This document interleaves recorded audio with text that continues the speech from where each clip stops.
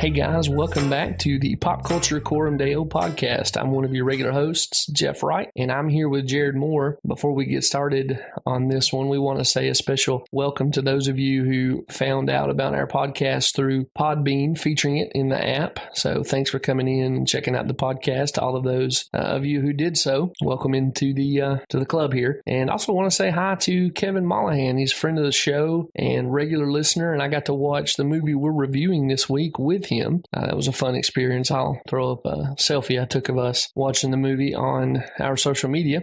Otherwise, though, like I said, I'm here with Jared Moore, and we're going to talk about Ant-Man and the Wasp this week. Jared, bud, how you doing? I'm doing well, man. I'm curious. Do you do like duck face in this selfie? Like you stick your lips out? No, I don't do duck face. My particular move is called blue steel. I'm just curious. I don't take selfies, so when you said that, I thought of teenage girls. Sorry, man. I'm glad you got to Kevin, I that. love you, but taking selfies is hilarious to me. Yeah, my selfie go-to is not duck face, it's fat face. I do the fat face look. I got to see that picture. I hope you put it up. I will put it up, and I may put up some I've taken of you over the years. Oh, you're killing me. Why do you say stuff like that? Just to hear your sweet, sweet laugh, my friend, buoys my soul above the dark waters of this broken world. Oh, how do you crack me up every episode, man? I mean, just, you're not even meaning to. Anyway, I love you, man. So we're talking about Ant-Man and the Wasp. Jared, did you like this movie? I did, man. I really enjoyed it. So I looked it up before I went to see what was rated, for what reasons. I ended up taking my two oldest, well, actually three, so 5-year-old, 10-year-old, 9-year-old, and they really liked it. And it was clean enough for them, I thought. Okay, well, I'm glad y'all had a great experience and that was your conclusion. But I do want to ask you a little bit more on clean enough here in just a second. So I guess that's as good a jumping in point as any. I'm going to throw you this summary that I pulled off of IMDb and modified just a little bit. Tell me what I got wrong. Sure. Scott Lang is trying to balance being a superhero and a father, while Hope Van Dyne and her father, Dr. Hank Pym, pursue an urgent mission to rescue her mother from the quantum realm, causing their paths to cross at the same time that they encounter a arms dealer looking to get rich off the Pyms and a mysterious new villain named the Ghost. That's good. Okay, thanks, man. That's the validation I live for. Conscience warning would be the next thing. So, guys, we want to give you a heads up about things that might bother your conscience as a Christian going in to watch this movie. But at this point, we really can't avoid giving away plot details. And so, spoiler warning, from here on out, if you hadn't watched this movie yet and think, hey, I'll go check it out before I listen to the rest of the episode, this is your point to press pause. Otherwise, if you keep listening, we assume you're cool with having the plot spoiled. And that's how we're going to move forward from here. So, again, spoiler warning. And you've been warned, so we're pressing on. I thought this movie had a surprising amount of foul language in it. Really? Yeah. I got on Plugged In, and I think we should have a moment of prayer for the people on Plugged In who watch movies and, make those hash marks for every cuss word and whatnot. That has to be such a soul grinding task. But what they came up with is that God's name is misused about 12 times. Jesus' name is abused twice. This is a quote, "We hear 2 fully voiced S words and 2 uses that are unfinished. We also hear a dozen or so uses of the D word, at least 7 uses of the H word, 3 uses of the A word, and 1 son of a B word." And so... Dude, I did not catch them at all. Yeah, I was kind of rocked by it. This is my 5-year-old's favorite superhero. Ant-Man was kind of the first one I let him watch, and it's kind of been his thing. I guess when I say favorite, I mean Black Panther's up there too. He loves some Black Panther, but Ant-Man has a special place in his heart. He will tell, he told me today at the theater, this was the first one I ever saw. I don't know, maybe I was more sensitive to it because of that, but I kind of felt like I got a little sting, speaking of wasp, I got a little sting every time I heard a cuss word or a foul language, whatever you non-rednecks out there call foul language. I just thought it was overused, and it took me out of the movie. I just thought, like, why do we need that? If you'd asked me beforehand, man, I thought that it was just a couple cuss words. I didn't realize there was that many. Oh, you're getting desensitized, man. You're the what's it called when there's something that people warn you to stay away from? You're the cautionary tale of a conscience being hardened to foul language, man. That might be true. Happened to the best of us. So the rest of Plugged In, and this I did pick up on as well. There's several moments of innuendo that kids won't catch, but that adults will. So there's this allusion to Scott misunderstanding what quantum entanglement entails, and so he takes it as some kind of sexual reference. Of course, the trailer had the "Can y'all stop comparing size?" comment from Hope, and there's one more about Scott and Hope, like how they used to fight crime together and did other things together. I guess in some ways that didn't bother me as much as the foul language, because it went over my kids' heads in a way that these words that they never hear, or if they hear them on TV or something, they kind of stand out because they're rare, and it kind of grabs their attention. I almost think in this case the foul language was worse than the innuendo. Yeah, the makeout scene, it's in that when they fought crime together, that brief scene. It looks like when animals attack. Yeah, when Luis is retelling where Scott's at, or I know what you're talking about. Yeah. You're right, that was pretty aggressive. But I mean, I don't know if there was a makeout scene, but they kissed pretty crazy. It was definitely a makeout scene. I was like, oh no. That was the one thing I remember that, like, yeah. But it was like, what, 3 seconds or something? Yeah. Just last couple of details. Scott's in the bathtub from the waist up. We see him shirtless a couple times. He's in boxers. And then Plugged In said some female characters reveal a bit of cleavage. I missed that last part. I didn't really see anything that was objectionable in terms of dress, but Plugged In caught it. So I think Plugged In did a really good job of capturing everything in this movie that might provoke a Christian conscience. Anything you want to add to that? No, man, I evidently missed all of it. All right. Well, before we get into the process we do on the regular here in the PCCD pod, there's several things about this movie that I just wanted to talk about outside of worldview analysis and making use of the movie as a Christian. You said you really liked this movie, right? Mm-hmm. Man, I did too. I had a really good time watching this movie. Probably the best time I've had, just in some ways, kind of turning off the analytical part of my brain and hopping on a roller coaster since Solo. Yeah. And it made me realize that as someone who is a fan of Infinity War and the big cosmic buildup that's happened in the Marvel Universe to get us to Infinity War, mm-hmm. I really enjoy these standalone, small scale, not cosmic Marvel movies. It was just a really nice contrast coming out of Infinity War to come into this movie where the stakes aren't nearly as big. That sounds mm-hmm. like a recipe for me to not care as much about the movie, but I think I enjoyed it more because of it, if that makes sense. Yeah, it does, man. I mean, just good guys fighting bad guys, humor thrown in, Yes, well, specifically on that point, you know how they tell you to never meet your heroes? Mm-hmm. Paul Rudd is not a hero of mine, but I was thinking in this movie, if I ever ran into Paul Rudd and he was arrogant or self-centered or a jerk, I think I would be absolutely crushed. I have really believed the character he portrays on TV to really be who he is. I think if I ever found out otherwise, it would do disproportionate damage to my sense of the wellness of the cosmos.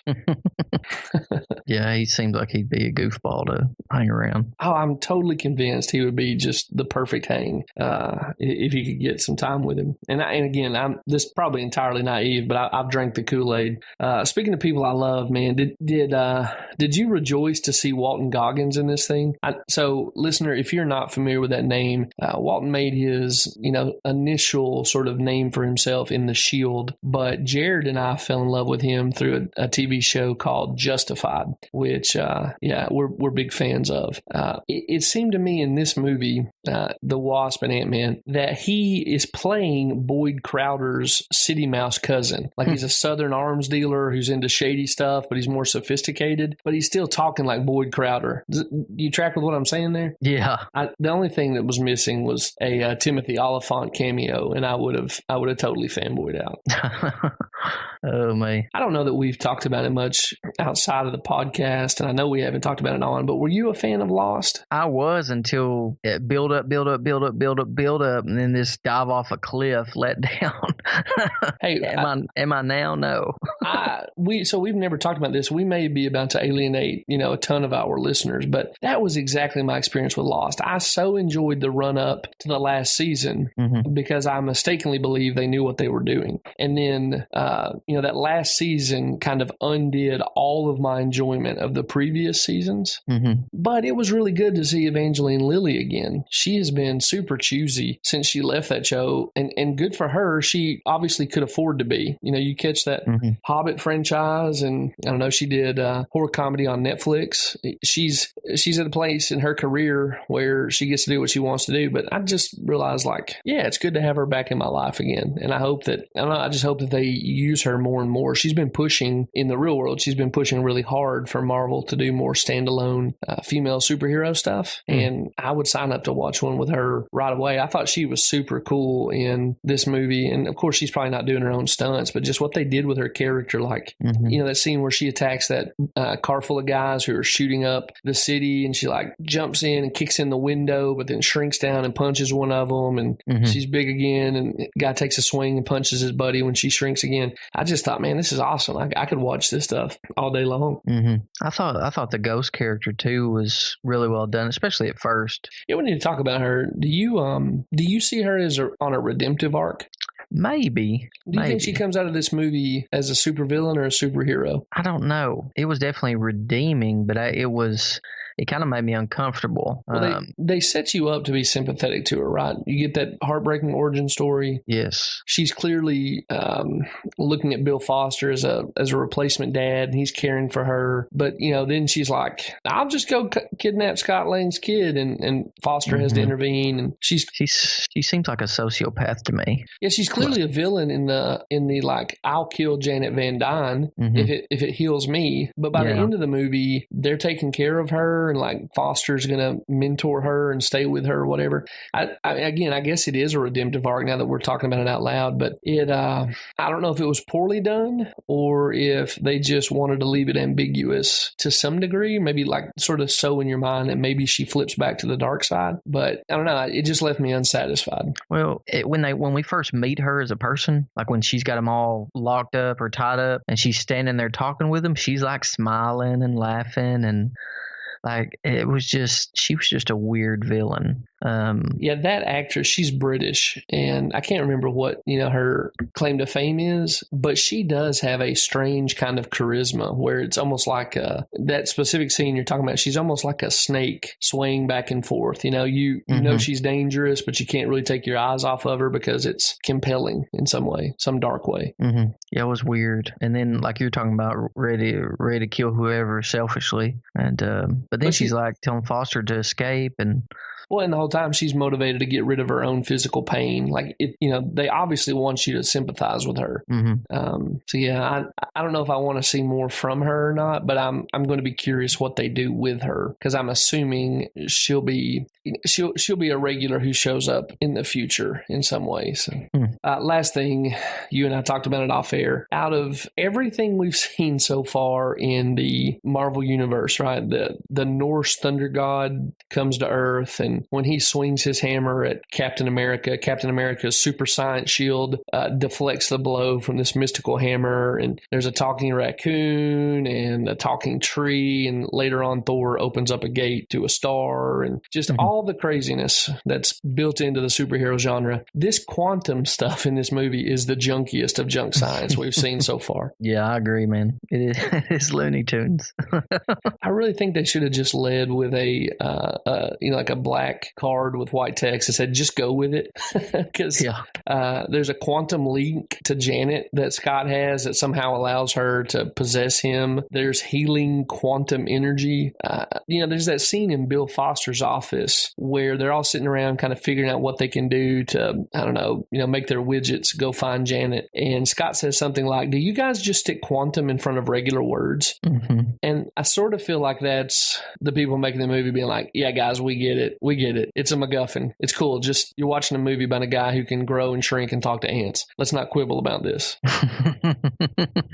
Yeah, that's probably kind of like an Easter egg, or I do think in some ways this movie is Marvel's more family-friendly Deadpool. It doesn't quite break the fourth wall or explicitly, address the viewer the way that Deadpool is famous for. Mm-hmm. But this movie is very much aware of its own quirks and oddities and just the strangeness of the superhero genre anyway. Mm-hmm. Scott Lang is pretty close to just being a comic book fan who gets to be a superhero and fight with Captain America. Yeah. So for those of you who are like, Deadpool's a bridge too far, I can't watch that, I actually think Ant-Man is going to scratch some of those same itches for you. All right. Well, that covers all the things I have under film notes. You want to get into this worldview analysis? Yeah, man. All right, guys. So what we're going to do is compare the story of Ant-Man and the Wasp against the actual story God's telling about his son, Jesus, and the cosmos. And he tells his story in 4 acts. I know you Shakespeare fans are not going to like that, but 4 acts in God's story. There's creation, where he makes everything good. There's fall, where the world in rebellion comes under the curse and God's judgment. There's redemption, where God takes it upon his shoulders to fix what has gone wrong. And there's glorification. It's the new world that's created through God undoing the curse of the fall. So with that in mind, we're going to look at what this movie says is good about the world, what is wrong with the world, how the world can be fixed, and what the better world will be like, again, within the confines of the world of Ant-Man and the Wasp. And so we'll start with creation. And Jared, I think most weeks I give my read on the creation aspect of this movie first. You want to take a turn and go first this time? Sure, man. Yeah, creation is supposed to be a world like our world, right? Yeah. This is supposed to be reality, and so it's a dangerous world. There's good and evil, but it's kind of what you expect from superhero movies. There's this yin yang mentality, kind of good and evil or opposing forces, and there's usually a battle for something that can destroy mankind. And and you got to keep it from the bad guys, and so there's a lot of good guys fighting bad guys in this movie, and so it's supposed to be like today. Like whenever I was a kid, I loved these movies like this. Love superhero movies. I still do love superhero movies, but it's because the good guy usually wins. Yeah, that's absolutely right. I think your description there says in some ways there's a formula to these movies. I just hope people watching this movie don't feel it's formulaic, though, because this movie, again, as I've already mentioned, it's supposed to be like riding a thrill ride, and I think it delivers on that. And so if you can say, yeah, there's a formula and still enjoy the movie, that's where I hope your head's at. And if not, just throw away the idea that this is playing paint by numbers. It's just a fun movie to experience. I'm going to kind of zoom in on the subject of what is good about this movie, or what is good within the world of this movie, more specifically. Sure. And I think this movie is very, very, very pro-family. Scott's relationship with his daughter is his highest priority. Now, he does some things trying to take care of people and help people that puts that relationship in jeopardy, specifically legal jeopardy. But nonetheless, he repeatedly comes back to, how do I have a relationship with my daughter? What do I do to put my daughter in the best position? There's that scene in the bedroom where his daughter's kind of consoling him, and he says, I don't know how to help Hope without hurting you, so I'm not going to go help Hope. And the daughter kind of talks him out of it. But you've also got Hope and Hank Pym working through every adversity to try to rescue Janet. We've already mentioned you have Bill Foster there standing in for the dead parents of the ghost.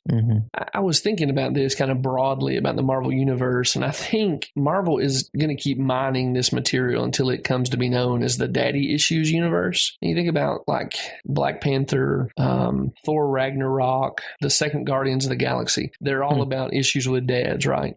Yeah. And that's very much what's going on with Hope, but also with Scott. Like, Scott's aspiring to impress Hank Pym and earn his respect, and he's real quick to tell Hank how much he cares for him. You know what I mean? Like, it's clearly focused in on specific, the dad relationship. Yeah. But guess what? I'm good with it.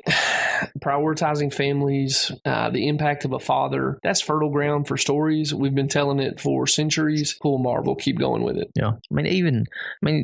You make a good point, dude, because even his ex-wife, Scott's ex-wife, and her new husband, I guess, they're I don't know if anybody on earth has that kind of relationship with their ex-wife, and the new husband. Her new husband, exactly. Yeah, he's like hugging them all the time. Yeah. I feel bad for that guy. He's the epitome of a that guy actor. You never know his name, but you're like, oh, that guy's in this. Yeah, he's really good. But all he does in this sequel is just show up and hug people.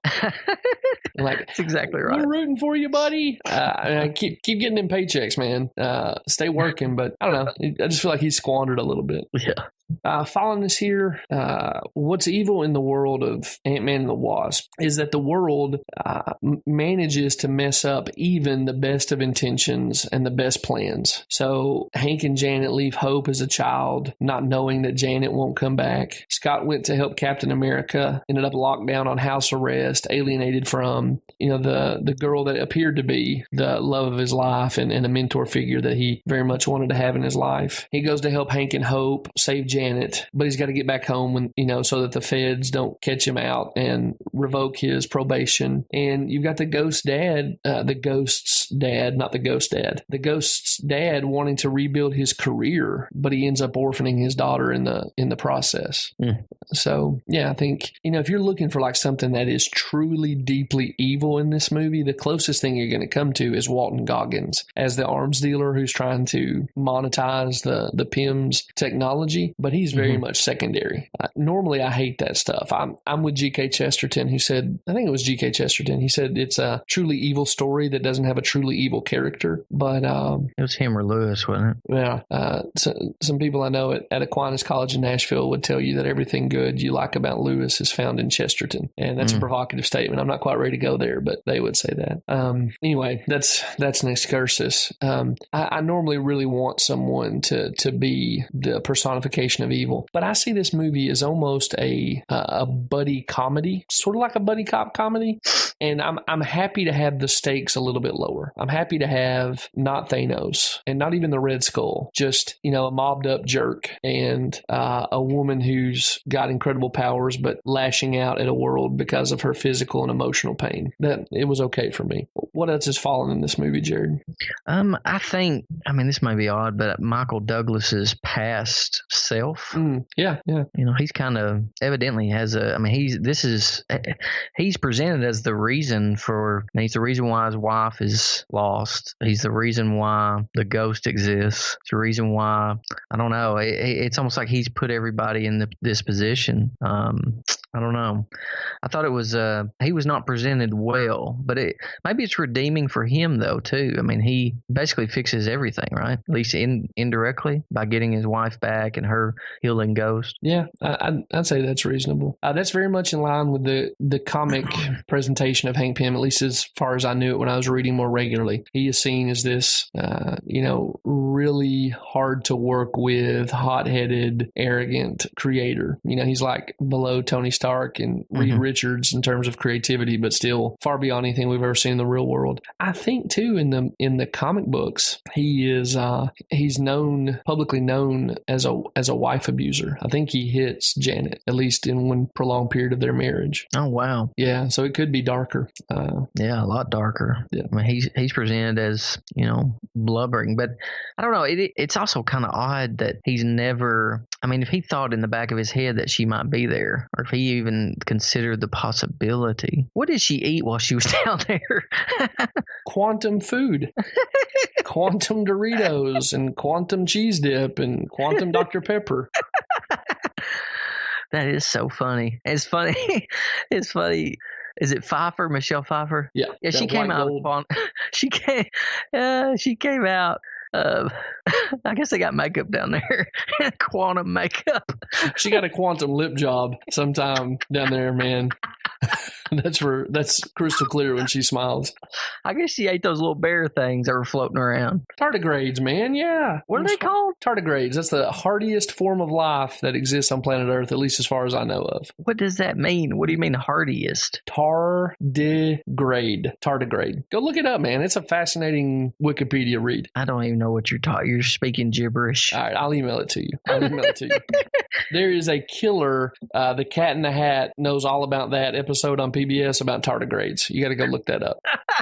Okay, I will. They look like little bears. I think they're called like water bears or something. Okay, you're like you know the actual scientific name. It's because the Cat in the Hat knew it.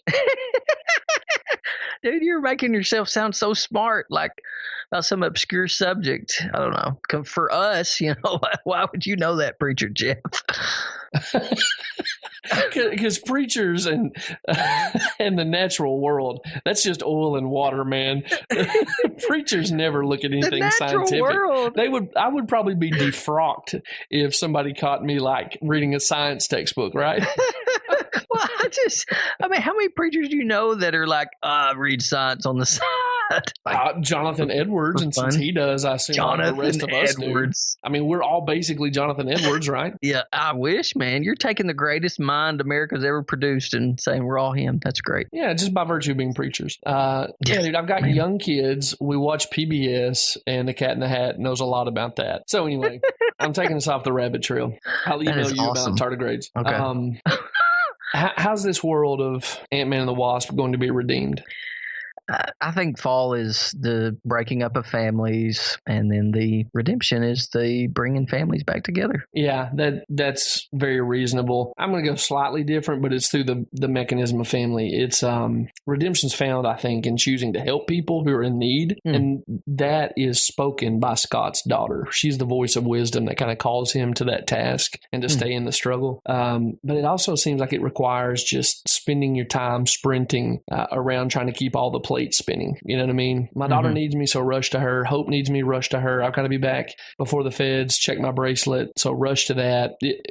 Just all over the place. It's silly for me to say this about a superhero movie, but it's kind of unrealistic about what a human being can do. And again, I'm saying that about a movie where a guy grows up and like picks up a ship or whatever. So take that with a grain of salt. Glorification, the better world shows up in this movie briefly when important relationships are taken care of and good people do what's right.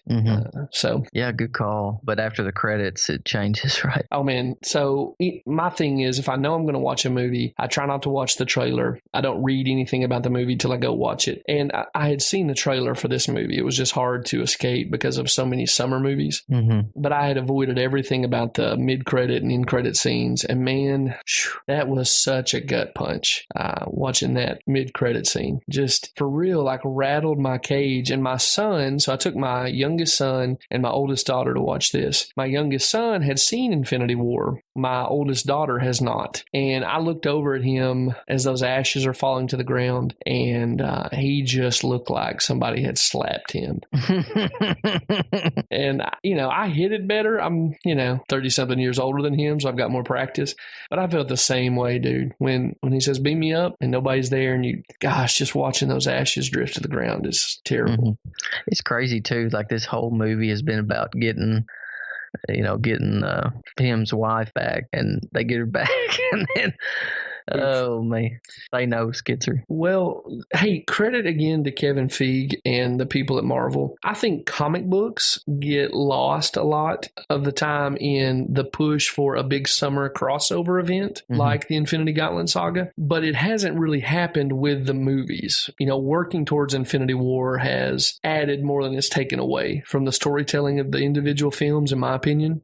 But they did a great job there at the very end of just making you feel the real world consequences of what Thanos did a million light years away. You know what I mean? Not that anything like someone being trapped in a quantum realm could happen in real life if half the universe's population died, but that these relationships that people have fought hard for and spent years pining after, and you get this sense of, hey, we finally arrived at a good place, and to have it taken away. And when you look at it that way, it is it's just so very much consistent with the real world. Just actually this weekend, I was going to Nashville with a guy who he works in neurology, and he was talking about a retirement community near you called Fairfield Glade. Mm-hmm. And he was saying that it just seems to him, because of his field, that this retirement community is full of people who worked and worked and worked, amassed enough money to retire. They make it to this idyllic retirement community, and that's when the debilitating stroke hits. And of course, he's biased by just that's who comes through his office, in the sense of like it's his work to care for people who've suffered neurologically. But nonetheless, that narrative, if you strip away the details of like the guy's in an ant suit and he's in the quantum realm, we live in a world where that stuff happens. You fight really hard to get to a good place, and because it's a fallen world, it's just taken away in a way that you can't see coming. So, all right, so guys, what we've done there, and we've spent a lot of time doing this, we're trying to chop the story up and pull out the constituent elements and see where this movie is telling us the truth and where this movie is telling us lies, by comparing it to God's own story. Now we want to put that stuff together and see how it's useful to a Christian, one, in delighting in Jesus and loving the truth that is in Jesus, useful to a Christian in encouraging a brother and sister, maybe someone who's discipling you or you're discipling them, and you're saying, we both love movies, here's some themes for you to think on that show you the glory of the Lord, or these are some dangers to stay away from. And then lastly, also to serve our neighbors. So people who love these movies, don't care anything at all about Jesus Christ. How do we meet them on common territory and say, hey, we love the same stories. Here's why I love it as a Christian. And I think it explains why you love it too, even if that doesn't make much sense when I first say it. So Jared, let's put this stuff back together. The first question we ask is, what is the story? We work really hard to get that right. And I think we've done that in our worldview analysis. Next question is, where am I? We want to behold the style and shape of this imaginary world. So where are you at as a viewer in this movie? Well, I assume Scott, right? I mean, the normal, that's what I love about Ant-Man is it seems like a normal guy. Like, I mean, all these other guys are ripped. I mean, he's muscular too, but out of all the comic book characters, perhaps I could be like Ant-Man. I got to learn to fight or whatever, but he basically gets small and runs and does things, while he's little, and gets real big. And I mean, I don't know. It's kind of like watching, as far as Olympic events, watching curling and seeing the dude doing it and thinking, hey, maybe I could go do that because he's built like I am. Oh, dude, whatever. Look, I mean, I don't want to belabor this point too long, but I saw Scott at the start of the movie. Paul Rudd pulls his shirt off because everybody's got to have their shirt off in a superhero movie. You could count every major muscle on his, torso. Yeah, you can't do that with me, dude. Are you claiming that you're built that way? Are you on the record here? Okay. No, I just mean a normal dude. Normal dude who's normal guy. It's not like Batman. Shredded to pieces. He's not shredded. Dude, go look at don't, but yeah, if you've seen this movie, he's shredded to pieces. I don't. Well, maybe anyway, you don't think so since you are too, but for the rest of us out here, I'm not. But anyway, so normal guys that can, I don't know, feel like we could get a suit and do some of what he's doing, right? Or like Iron Man, getting in a Iron Man suit. Yeah, dude. Make that happen, Elon Musk. Yeah, for real. We wouldn't be able to afford it though. But so I also thought the fight scenes were excellent. I mean, like you were talking about the Wasp, and I mean, when you're first hearing the concept of Ant-Man and the Wasp, you're wondering like, what can they do with this? Like how? But when you see it on the screen and constant shrinking, constant getting big, shrinking these vehicles, buildings, I mean, it's really cool, It is so fun. I mean, I know I keep saying that and it's a broken record, but the action in this, like, I guess there was probably shaky cam, but I came away from this movie feeling like they did really great choreography. Mm-hmm. And every one of those set pieces you're talking about there were just so fun. When he shrinks the building and pulls up the carry handle and just rolls it out, That is so funny. Yeah. Yeah. So kudos to them, man. They really make this a world that's fun to drop in and visit. I mean, even in my imagination, while you're sitting there watching, you're thinking, man, that would be so cool if I could do that. Absolutely. Like if you could take a vehicle and shrink it. And I mean, it's far fetched and goofy, like racing these little cars with these big cars that would squash them in a heartbeat. But I don't know. It was really well done. I thought the story was excellent. I mean, barring you got to use your imagination on that. It's obviously not.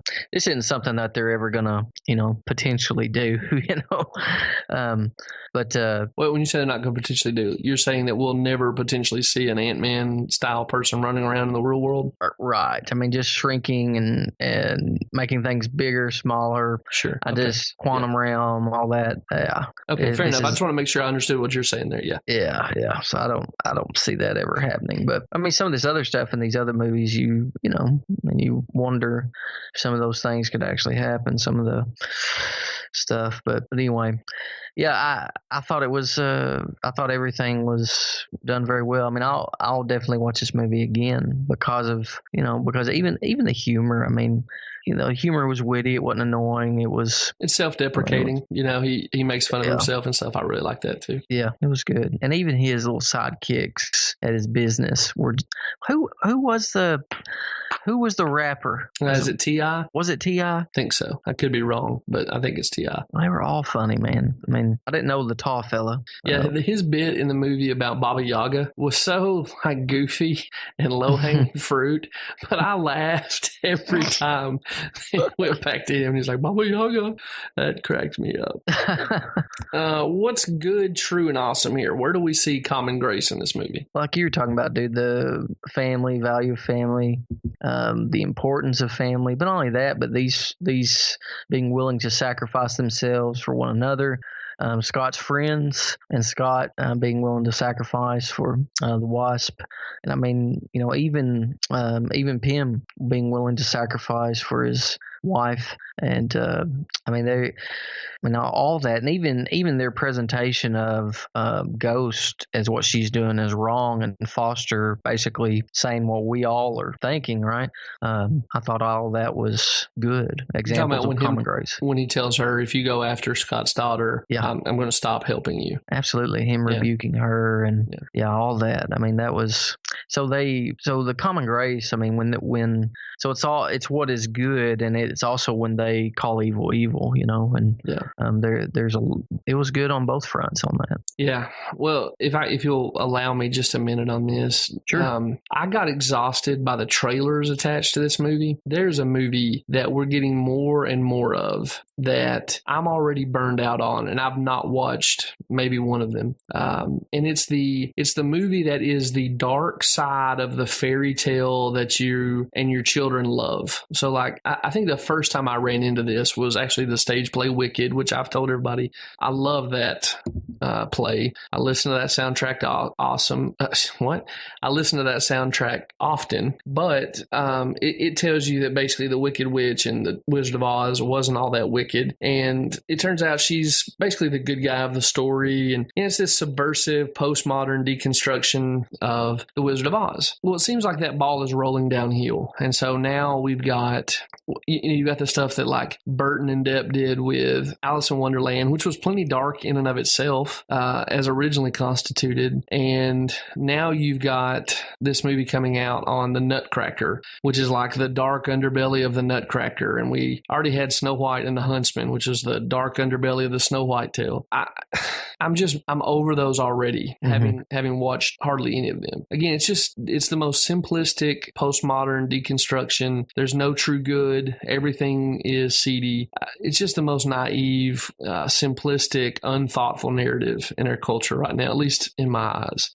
And so I don't want to spend a ton of time praising Ant-Man for saying like, oh yeah, it thinks families are a good thing and dads should take care of daughters and children should love their parents and try to provide for them. That's not virtuous enough for two guys who are talking about movies in light of the glory of God to be like, oh, these are wonderful films you should go consume because they've got these high moral virtues in them. But I think the contrast of seeing the trailer for The Dark Underbelly belly of the Nutcracker, set against a movie that, again, was really fun and just said things that are consistent with basic sanity in an insane world. Dads should love their daughters and work really hard to be able to have a relationship with them. And children should really care about their parents and honor them and work hard to help them. And it was just refreshing. And so maybe it's because of the context, but this movie, otherwise, I think I would say like, it rises to like a basic morality. It just felt brighter and cleaner, again, watching it after seeing those trailers. So I'm going to climb off my soapbox. I'm just, I'm burned out on that stuff. It's just as true that dads tuck daughters into bed at night after reading them a story and hand them a floppy bunny as it is that, druggies die in a gutter at night. But we pretend like realism can only be found in the gritty and the grim. And I just don't have much bandwidth for that stuff. So anyway, what's distorted, evil, and false here, Jared? How can we subvert idolatry? I found it harder to kind of nail it what the idol is in this movie. I mean, if anything, as much as we're praising family, that would be it, wouldn't it? Yeah, that we didn't talk about this off air, but that's where I went with my analysis too. This is a strictly under the sun world, and I mean that in the sense of the book of Ecclesiastes. Like, there's no reference to a higher power, and I'm not talking about Thanos. There's a hero who punches the bad guy and gets the girl and hugs his buddies. That's perfectly fine. No objections here. But it is an incomplete world. Any world that doesn't acknowledge its creator is incomplete. And that's true of Ant-Man and the Wasp. It's true of, a secular approach to mathematics. It's true of any form of human expression that doesn't acknowledge its creator. Am I saying I wanted them to go in and pray? No, I'm not. In fact, I thought it was really interesting that they have the federal agent who's supervising Scott's probation say, I'm also a youth pastor. You notice that? Yeah. But just trying to kind of think through what's wrong with this movie. It doesn't really rise to any great truths, and it also doesn't descend to any real great depths. It's just, the good guy punches the bad guy and gets the girl, which is cool. I mean, Doug Wilson has said that that's the actual narrative of the Bible, that the prince kills the dragon and gets the girl. So I'll take it, man. There's just not a lot of room to criticize in that version that Ant-Man and the Wasp gives us. Yeah, it's kind of like it was happily ever after until you get to the end, right? Yeah, man. And it feels like the rug's pulled out from under you. So speaking about how this movie does or does not rise to big ideas, how do you see the gospel applying here? Well, dude, I would have, in light of the ending, perhaps that is, it longs for a savior, an eternal savior, and it longs for an eternal family. It longs for death to die so it can't rob us of the people we care about. Absolutely. And the only one who can provide that is Christ, the only one who has conquered death. Now they're gonna argue, I assume, in the next Avengers, Infinity War 2, or what's it? Have they released the name of it? I think they have, because I saw a bunch of articles that were belly aching about not having the name, and then those articles kind of dried up. But again, I try to avoid all those details for a movie that I know I'm going to watch, so I could be wrong on that. So they're going to argue that, I assume that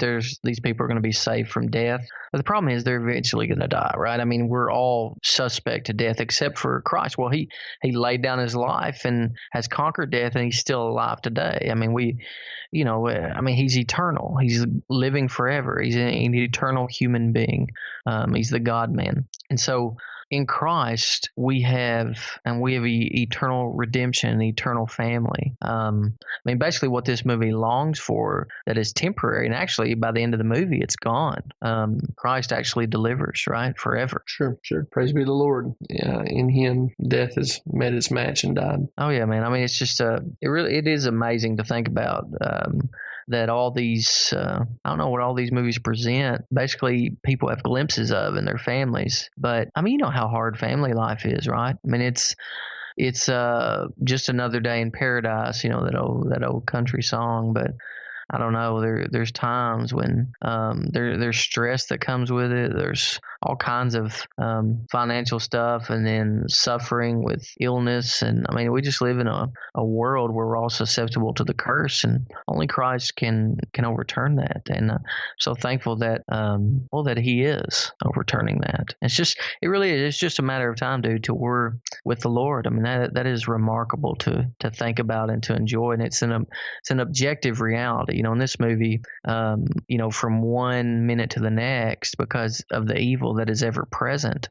you don't know, and the ending shows that you don't know when some evil person is going to take you out of left field. You didn't even know about it, but Christ provides. I mean, so this movie can't get Christ back in the tomb, or if something evil happens to me or my family, Christ is still ruling and reigning, and I'm still going to be with Him. You know what I'm saying? So these objective realities that this world can't change, but when you look at these movies, this world changes everything. Yeah. Well, that's well said, Jared. I'm actually going to not even offer my own thoughts because I think you took us on a more profitable vein there. Anything else you want to say about this movie? No, man. I recommend you go see it, listener. If you haven't watched it yet, go check it out because it's worth watching. Yeah. Again, with the caveat that if you can stand the stuff we warned you about in the conscience warning section, we want people to obey their consciences for sure. But absolutely.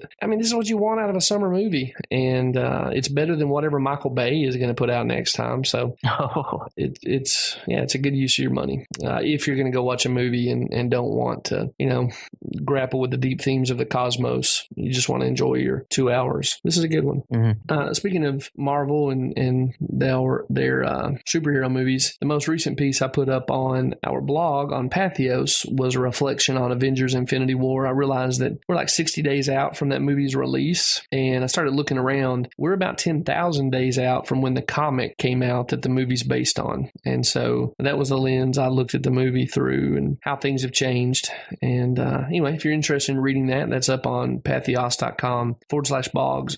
I can't speak. /blogs/pop culture coram deo. Yeah, don't go looking for bogs. Bogs they're not helpful. There's no good reading there. You want to find blogs.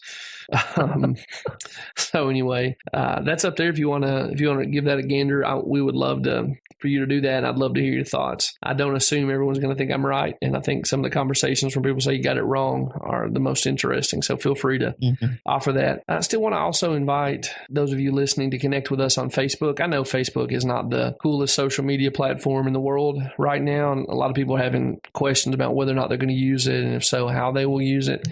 But we have a group called the Pop Culture Coram Deo Perpetual After Party, where listeners of the show just get together and we'll throw up links that we didn't really get around to in one of these episodes or some question we have. And I really enjoy that group, and I enjoy the conversation that takes place there. And so if you're interested, drop by the Pop Culture Coram Deo Perpetual After Party and put that in the search bar, and it'll take you there. It's a group that we've got it set where you ask to be added to the group, and one of us will approve it really quickly, but we'd love to have you in there and talking about these episodes and the films and whatever else grabs your fancy when you're looking at pop culture in light of who God is. Mm-hmm. Jared, anything else we want to plug here? Where can they find you outside of the world of our podcast? Listener, you can find me on Twitter at Jared H. Moore. You can find me on Facebook at All Truth is God's Truth, or in our Facebook group, the Pop Culture Coram Deo Perpetual After Party.